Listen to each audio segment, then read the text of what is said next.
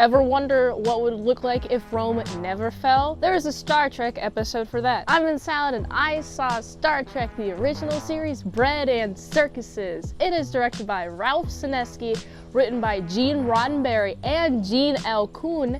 And if you haven't seen this episode, I will spoil it for you. This episode starts with following the USS Enterprise and they're patrolling around. And while they're on patrol, they find this ship that was deemed to be destroyed a while back, but it's here. And it seems to be there's a lot of remains of this ship too. And so Kirk's like, interesting. So we lost the ship a while back. I'm intrigued to see, is there anybody alive? You know, where'd they go? Where is everybody on this ship? And I like that Spock's the type of person to be looking into the records and be like, yo, actually, looking at some of the records on that planet, there is a guy named Maricus. And so that's weirdly, suspiciously similar to this Merrick guy who is the captain of this starship. And what's fun is that I'm like, okay, so clearly this guy is breaking the Prime Directive. Also, I just noticed that these last few episodes of the season, quite a few actually, the back half of season 2 mostly focuses on people breaking the Prime Directive, in between like other types of episodes, but the Prime Directive is like really getting hammered home in this season. So anyway, Kirk's like, I'm gonna go down there. And so he does. He goes down there with Spock, and immediately he gets hounded by these people who claim to be followers of the sun, which is interesting. I like it. Also, McCoy's here. He's like, this is fascinating because, you know, there should be worshiping Jupiter and Neptune and stuff, right? I mean, if I remember correctly, the planets were named after Roman gods, except for Earth. So anyways, so they're supposed to be like, oh, Jupiter, woohoo, yeah, let's go, Jupiter, or Neptune, or whatever. No, they're worshiping the sun, which is interesting. And so this perplexes people. This perplexes McCoy and Spock and Kirk. And I'm like, this is a fascinating parallel. Also, this Rome has 20th century stuff. Like the television. They have the television and they televise gladiator stuff. You know, the gladiator stuff, it's just in the set now. It's pretty cool.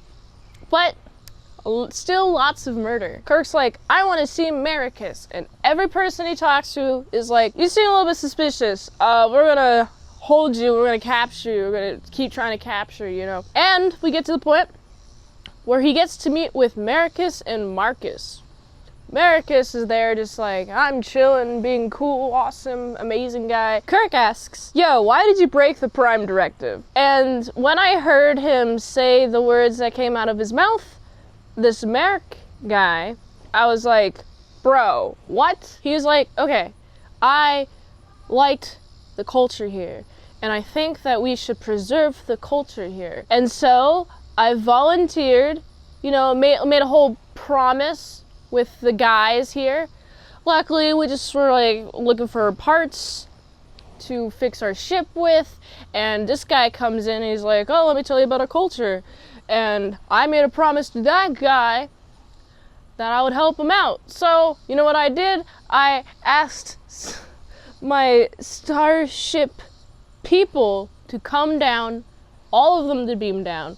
And anyone who couldn't make it, didn't make it. Anyone who did, who could make it, has made it. In this society, in the Roman society, where gladiator sports are a common occurrence, and I'm thinking this is a terrible captain. I don't like him. Nope, not one bit, no. Why would he do that? He seemed like pretty morally bankrupt. What could have caused him to break the Prime Directive? This episode doesn't really cover why he broke the Prime Directive, except for with the explanation that he needed to preserve this history. But, you know, talking to Marcus is a pretty smart big-brained, bright guy. He's able to pick up on social cues and details, so I can understand a little bit after seeing them interact and seeing Marcus interact with Kirk, how Merrick could even be like, oh yeah, I'm just gonna break the Prime Directive. Haha, screw the Federation. I'm here, I'm gonna live riches here. I mean, I guess you can have short-term pleasure, but in the long term, it's going to not be good. Like, now. Also, what's fun is we have Kirk is, you know, trying to escape the jail, and so is McCoy and Spock, and Merrick and Marcus are like, oh, we should just have them in the gladiator fight. And guess what? They're sent to the gladiators fight. What's interesting is that we have Kirk and like this other guy, just like some general that they meet walking along. Like he was part of the slaves that ran away that were the worshippers of the sun, because they have a slave class. And the slave class has a bunch of benefits like government pay, and I'm like, isn't it cooler to be a slave in this society? Because you don't have to deal with thinking about what to do with somebody that you own. You are just owned. You don't have to think about anything. You're just a slave to a person. You have to think about it. I mean, ignorance is bliss, right? If you're smart, you would know this. You don't want to be smart. It's annoying. Everyone else is annoying. And you can't justify why dumb people do the things that they do.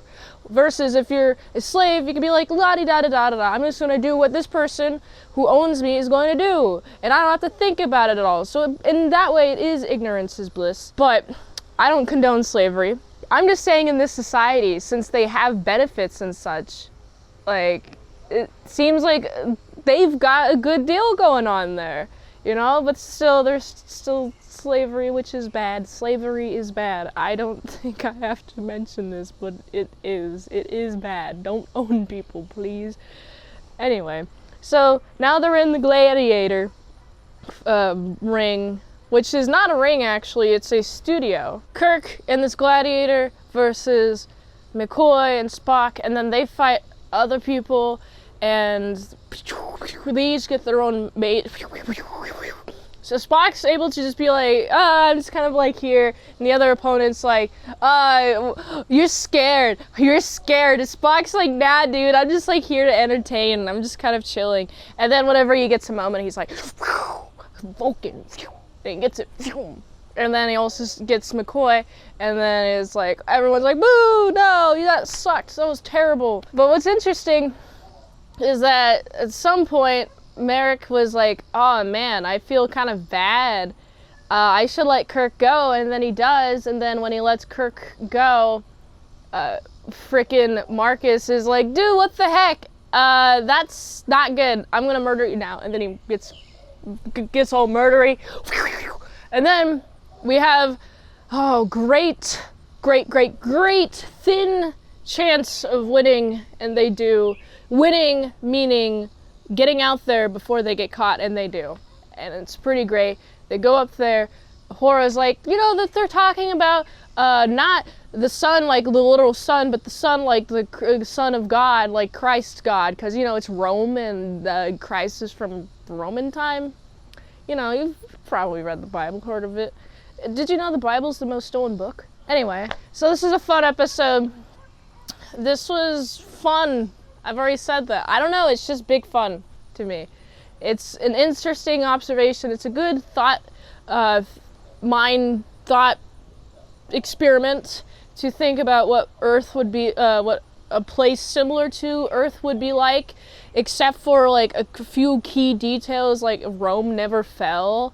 It's always been standing still, All roads lead to Rome, and they all do, and Rome's big now.